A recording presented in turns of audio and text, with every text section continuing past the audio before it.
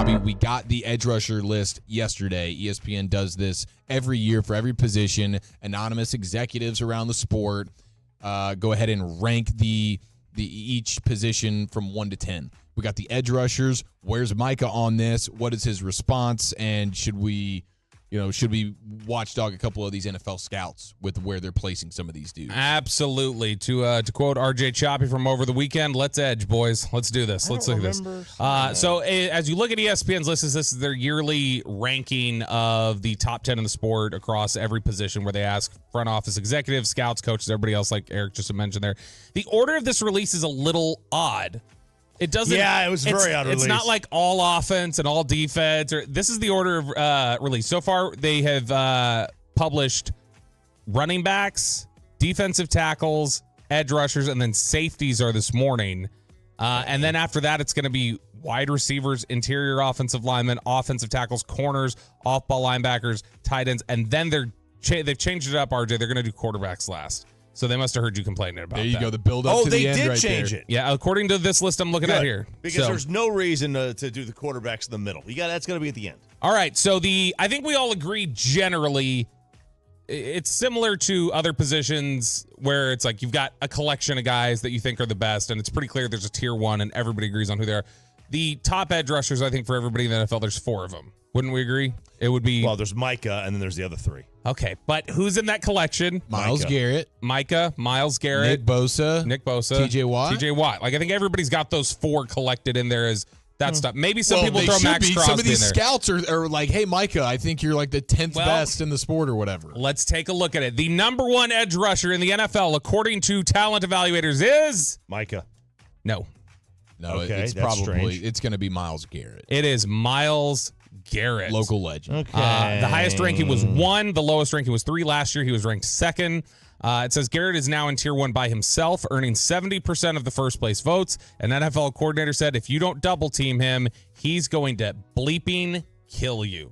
In fact, Garrett is excelling single or double teams more than 30% of the time, trailing only Micah Parsons in pass rush win rate. If you don't double team him, he's going to bleep and kill you? Bleeping kill you. Oh, my gosh. And by the way, he doesn't trail Micah in pass rush win rate. He is getting dominated by Micah in pass rush win rate. Micah should be number 1 on this list, and I will die on that hill all day. Can you say pass rush win rate 5 times No, fast? and I won't even try. Pass rush win rate. No. He is the best pass rusher in the game. Micah Parsons. Okay, well, and I don't believe there's an argument to be made. Who is Myles Garrett the one you would say that is closest if you had to argue somebody? Yeah, probably Myles. A lot of people were trying to make MVP arguments for Myles Garrett last year. I'm not saying it was reasonable, but there were a lot of people trying to do that. All right, number 2 on this list is Micah. No. Nick Bosa. No. Oh God. Oh, I knew he was gonna hate this. TJ Watt. If TJ Watt last name wasn't Watt. Thomas James Watt. TJ Watt is number 2. I have no idea if that's what his initials stand for, by the way. He was as high as 1. Bad. He's not bad. He's so bad. You know what? Look, the NFL, the teams in the NFL tell you how bad he is based on his double team rate. He's never double teamed. They don't view him. Well, I mean, he's a stand-up guy who gets moved around. It's hard to double team him. Micah Parsons is a stand-up guy. He stands everywhere. No, he doesn't. Oh, really? He's mugging from the end gap. But I'm He's saying, standing up all over the place. No, that's one of the things that Mike Zimmer has talked about is the idea of, like, we need to do more to move Micah around. He said that there was too often last year he felt like when Micah would disappear from games, we played that audio where Zimmer said when he disappeared from games, it felt like teams were keying in on him and there was not enough done to try and move him around and get better matchups. TJ Watt is double teamed at a lesser rate than Alex Highsmith. Yeah, because Alex Highsmith doesn't move around like TJ Watt does. Bobby, shut your mouth, okay? TJ Watt's overrated. Just deal with it. The 3-time sack champion, TJ Watt, by the way. Wow. Counting stats. All right. His pass rush win rate is the same as the overrated and failure of an NFL player, Jadeveon Clowney. One voter called Watt the, quote, Aaron Donald of pass rushers. RJ Choppy, how does that make you feel? I think that talent evaluator probably is a talent evaluator for Washington or the Jets or some other team that can't Figure it out. Sewage of the sport scout. Sewage of the sport. No. TJ Watt's not as good as Will Anderson. He's not as good as Micah or Myles or the Nick Bosa. Not as good. Big Nick Chase Bosa. Young. What has he done? Number 3 on the list. This would be Nick Bosa or Micah. It's right. Micah. It is Micah Parsons, who was graded as high as 1st. He was graded as low as 7th, chop, by somebody. He finishes exactly where he did last year, 3rd. One of the quotes that's here, an NFL coordinator said, unreal athleticism for the position. Twitch, speed, and bend is phenomenal. His issues are really more in the run game than anything else. When he has to take on heavy stuff, that's where you feel the lack of size a bit. A veteran NFL defensive coach said, if you put him at outside linebacker all game in the same traditional spot, I'm not sure he'd have the same production. He needs to be moved around, in my opinion, but he's so good in that role that he completely wrecks a game. Number 4. The scout that has him at number 7 should lose their job. And they shouldn't be allowed to evaluate football professionally. I wish they would have said, they didn't have to identify him. They could have said, the individual who ranked him 7th had this to say about him. I would have just liked to have heard what he had to say. Yeah, what's the quote? So number 4 on this list is Nick Bosa. Since we had talked about unanimously, that's kind of the top 4 guys. Nobody had him ranked as high as 1. He was 2 and as low as 9. He was the number 1 pass rusher last year. As low as 9? Again, what are we talking about? Yeah. How is that even... I'm already over this list. NFC coordinator said he's listening. one big muscle. That's what he is. He's just Bosa? he's just one big muscle. He's baby. a physical freak. He's that photo I showed you guys during 640. He has extreme leverage and power and just has a knack for disruption. We'll go down the rest of the list here. Number 5, Colleyville Heritage's own. Oh, Max Crosby. Another guy better than TJ Watt. Mad Max. Outside of the top 4, Crosby easily cleared the rest of the field, more so than ever. He stole top 3 votes from TJ Watt, Parsons, and Bosa. He reminds me a lot of Kevin Green, one NFL coordinator said. Technically sound, best motor in the league, will outwork you for sacks. Doesn't have the elite traits of some of the others, but his traits are still high. And man, he is a ridiculous athlete. He tested like one. I don't know that I totally agree with that. Number 6 on this list, Aiden Hutchinson, who last year was an honorable mention. He finished as high as better than TJ Watt. He finished as high as 3rd on one of these lists, which I assume is the one where they had Micah 7th. If somebody had Aiden Hutchinson 3rd, I would guess that's one of those ones. Aiden's good. He's not. I don't think he's as good as. He's clearly not as good as Micah. One NFL scouting director. There's a lot of Micah descent on the fan text here. There's a lot. Really? Micah. Hit me with some of it. Micah is. He's. Let's see. I've lost a lot of them. Let's see here. You have 254 saying, I hope this is a bit. RJ is right and everyone else is wrong. It's just hard to listen to. It's getting old. Read the room, Chop. This team is full of entitled bleep holes and guys like you in the media just giving him a pass. Yeah, a pass for what? For always beating his man one-on-one? He leads the league in pass rush win rate. What the hell do you want me to do? Like, do you want me to just ignore that? Yeah. No, That's what I'm supposed to do? What was Micah's feedback? You said Micah responded to this on Twitter? I'm starting to wonder if Choppy had Micah's Twitter account yesterday. It would explain some of the takes he's had on there over the last few months. He quote tweeted the article and said, there's no way it was only 167 double teams, maybe more like 500. MFs can't FWM, man, which bleep with me, man.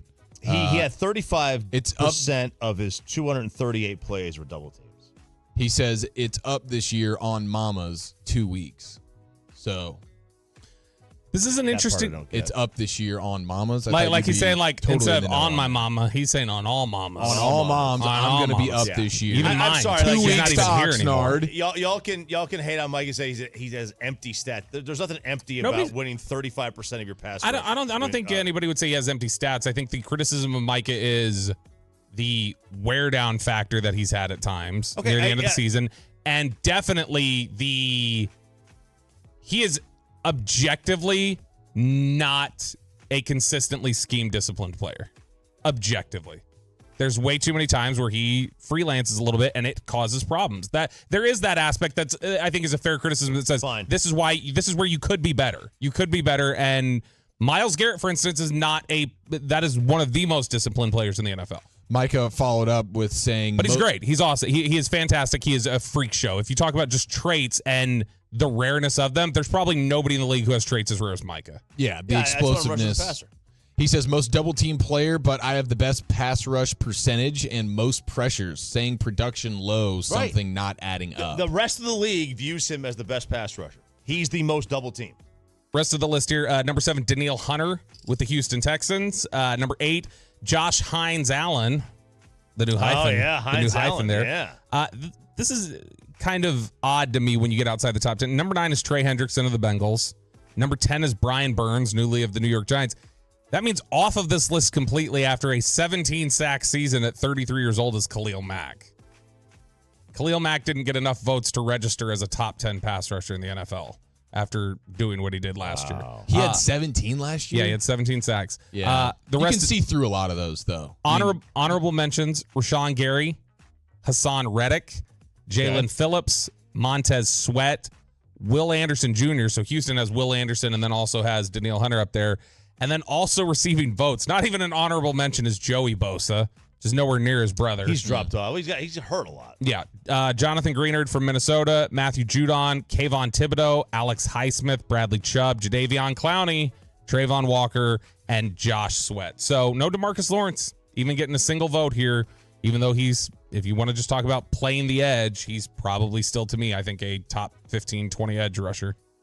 Yeah, well, I wonder if this is more of like a pass rushing specific type of list as opposed to just like general edge, because like him as a run defender, he's super legit. As a pass rusher, there's probably some to be desired there. Yeah, but I mean, like, if it was just pass rushing, because that seemed to be some of the stuff they were dinging Micah for was the run game, and that's why they didn't have him up higher. So I mean, I don't know, it just seems a little inconsistent on that front. But this is, I think.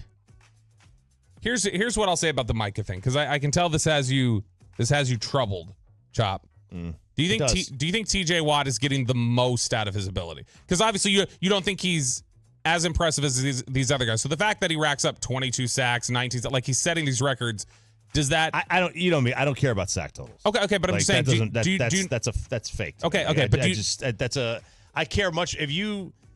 I care much more. Like he gets the most sacks out of his pass rush wins, no doubt, because he only wins like 20% of them.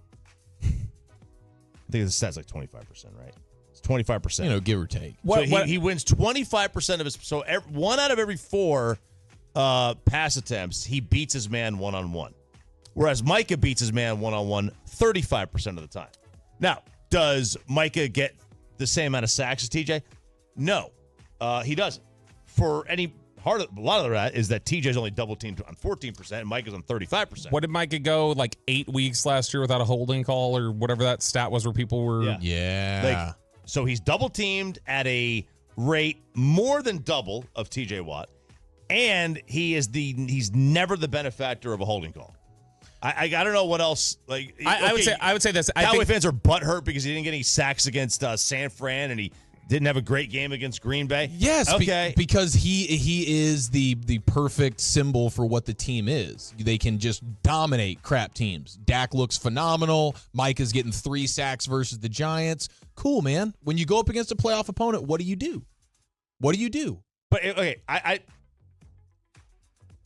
it doesn't matter. Aaron Donald is making Super Bowl winning plays like in the biggest moment. Hey, watch this. I'm that guy. No problem. Here we go. I'll win you a game. Von Miller, I'll be a Super Bowl MVP because I will be the best player when it matters. And Micah and the entire Cowboys team, when it matters, just doesn't. He's either got flaws in his game that good teams can expose or just take him out of a game.